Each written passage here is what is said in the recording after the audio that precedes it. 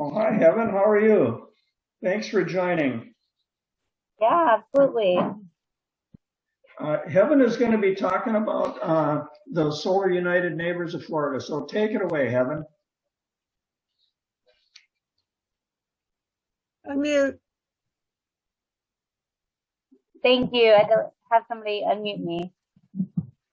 Thanks for the opportunity to speak with everyone today. And I just want to let you know if you hear any background noise, I have a toddler and two dogs. So I apologize beforehand for any background noise. So I wanted to briefly talk today about Solar United Neighbors of Florida and our staple programming, which is our solar co-op.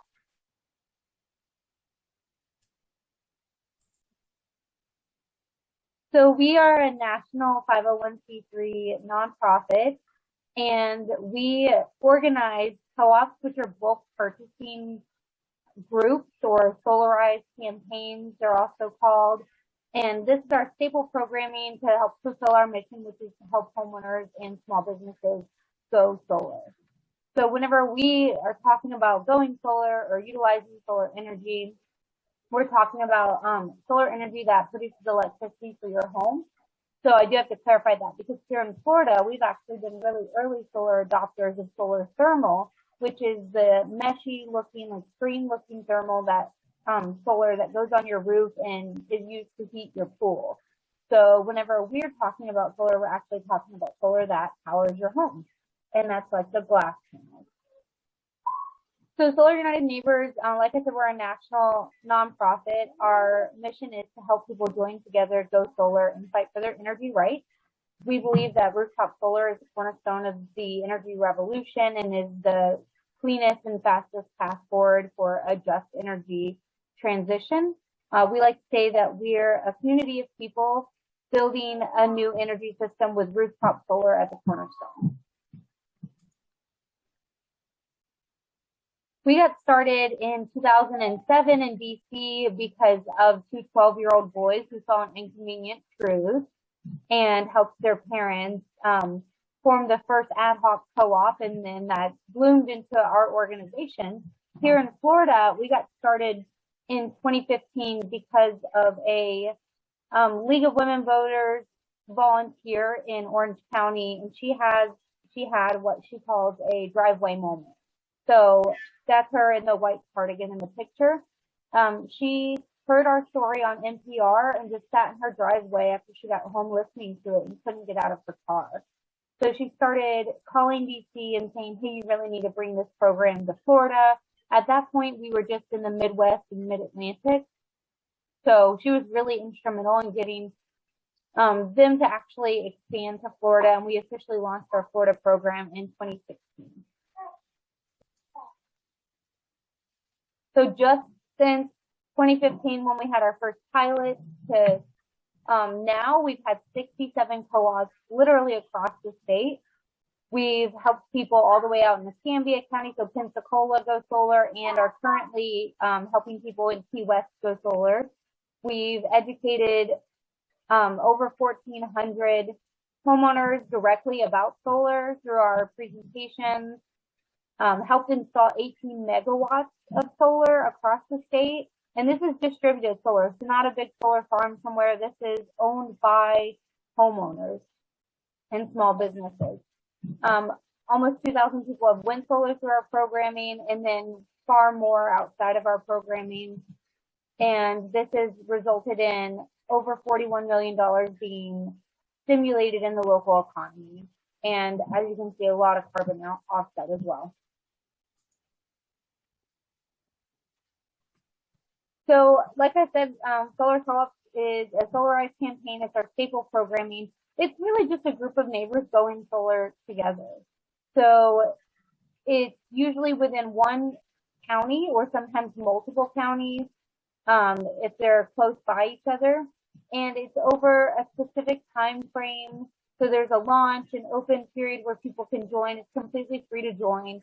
People learn about going solar, and they're able to leverage their bulk purchasing power because we issue a competitive request for proposals on behalf of the whole group and help facilitate that process. People do sign an individual contract, so it's not like buying, bulk panels.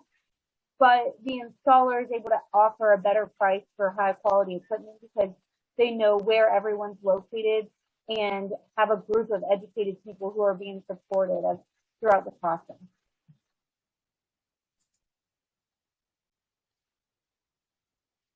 So right now we have open co-ops in Citrus County, in Hillsborough County. We're calling that the Greater Tampa area, Greater St. Pete, so all of Pinellas County, Minnesota, which is an example of two counties that are close together and we combine them, Manatee and Sarasota counties, Miami-Dade County and Palm Beach County. We just wrapped up our Lake County solar co-op, which was really awesome. There's only, I think, 2 installs that are still waiting. One because they actually built a barn for their installs, and the donkeys get to hang out with the batteries that they're installing. So I personally can't wait to go see that install. And you can learn more about solar in general. So we have free guides like selling your solar home or how to go solar on your own or all about storage at our website. We also have an FAQ section. We have a really robust website. We try to make sure that all of our education is open source. And there's ways to reach out to us too in case you're considering this and you want to learn more. So that's our website there, solarunitedneighbors.org/Florida. You can also just go to solarunitedneighbors.org. Like I said, so much information. I always encourage people to kind of look around on our website, click around, and you'll find something you didn't even know you were looking for.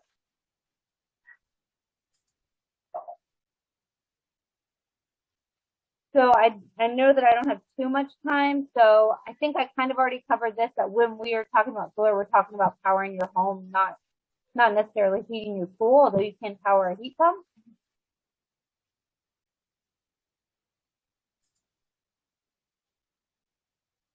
And I did want to just briefly touch on the strength of solar, because one of the most common questions that we get is how does it hold up in a storm, right?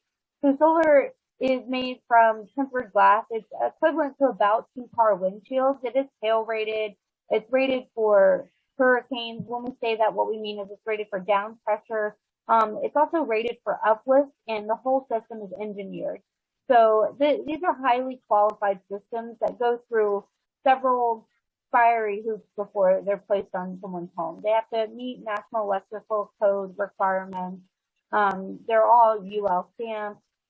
They have to have a PE stamp from a professional engineer and meet your local building and permitting requirements, which are based on the Florida Building Code, depending on where you are in the state for what wind code requirements you have to meet.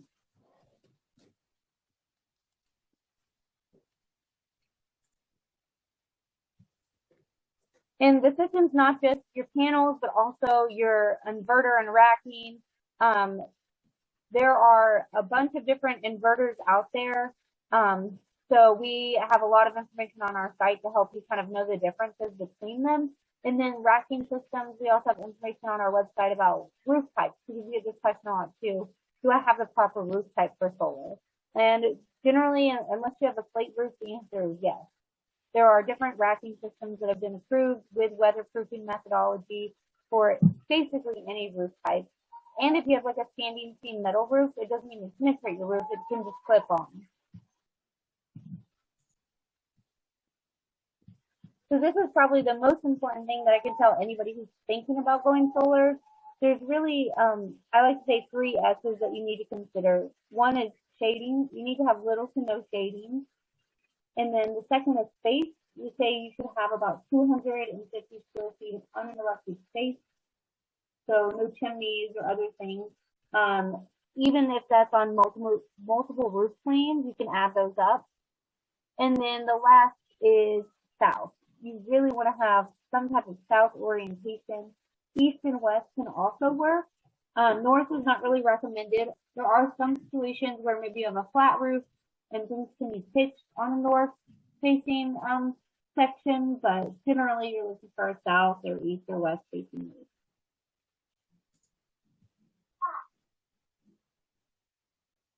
And that last slide, that's a big part of our consumer protection, is just educating people on what works, because oftentimes it can be like the wild, wild west with any contracting in Florida. So you might have contractors who might be misrepresenting what value it would bring to you. So something I'm really excited to share is volunteer opportunities, because this is a grassroots effort. The Lake County Solar Co-op was initiated, facilitated, and really driven by the local UU church there. And it's always a grassroots effort. We never come into an area and think that, you know, we know people want to go solar here, or this is what's best for the area. So we have a whole queue of upcoming co-ops. Like I said, we have 6 co-ops open right now, and that's all being driven by locals, whether it's a local organization or just local volunteers who want to bring it to their area. So if you wanted to bring a tri-county solar co-op to the area, that's something we're completely open to. And you would just reach out to me and we can start kind of developing that. We also have other opportunities like hosting a solar open house. We've done those virtual. Tabling at local events. We've also done that virtual. And reaching out to youth. We have so many different opportunities. All we're trying to do is spread the sunshine and help people learn more about solar energy and what that means for Florida. Okay. I'll drop my email in the chat too if anybody wants to get connected with me specifically. And then I know Amy had a couple slides too. And I'll let you take those. Okay. Thanks, Heather. I really appreciate you coming on and explaining all of that. So I was in the Lake County Co-op, and I actually worked with Heaven a little bit. She was very helpful to me, and the website has lots and lots of information. And if you are interested in going solar, and you don't happen to be in an area where there is a solar co-op, they also have a lot of resources and people that will work with you to help go through the process. I happened to get into it because there was a co-op in Lake County. And one of the things that I liked about it is you could be as involved or not involved in selecting who you want to install your solar.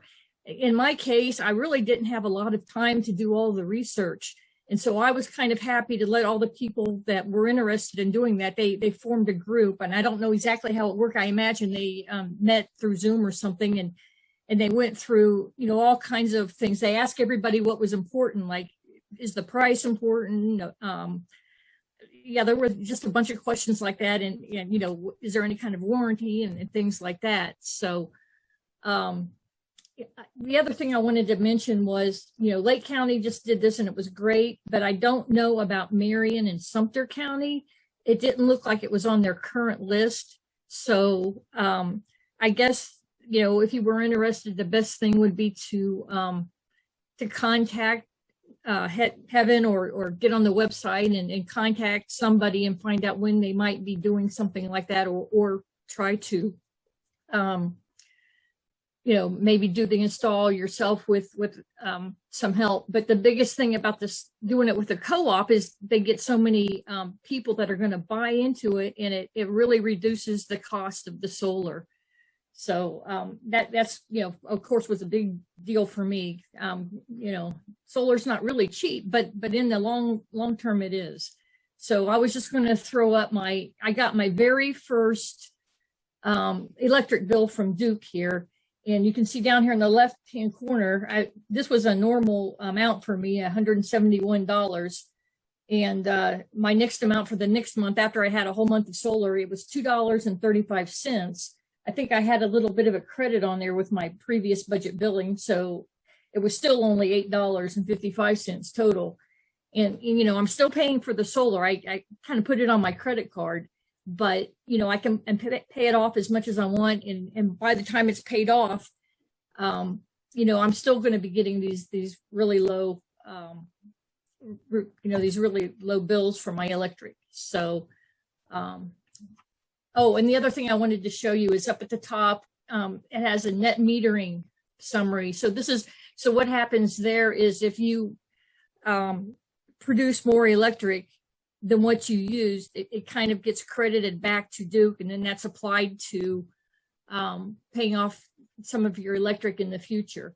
And the thing I wanted to mention about that is there are net metering laws right now, and some of the people that the gas companies or the electric companies, some of I'm not sure who's against it, but they are trying to take away those net metering benefits away from us. And the other part of that I wanted to mention is there is a federal tax credit, and it was worth about, I only got half of it because I finished it in December, the install started in December, it finished in January. So I'm having like a $3,000 tax credit this year and a $3,000 tax credit when I do my taxes next year. So, you know, it's pretty generous. I think it's 26%, but the way it is now, every year that tax credit, that federal tax credit is going down. So next year it'll be 22% and then 20%, and then it just stops. So, people, I guess if people wrote their senators and whatever, it would be good to try to stop that. And if you go on that website, there's resources for doing that too, and they keep you informed on what the laws are. So that's all I have. And again, thank you very much, Heaven. And I will send out, if we need to, I'll send out her email address and a website. Okay, thank you.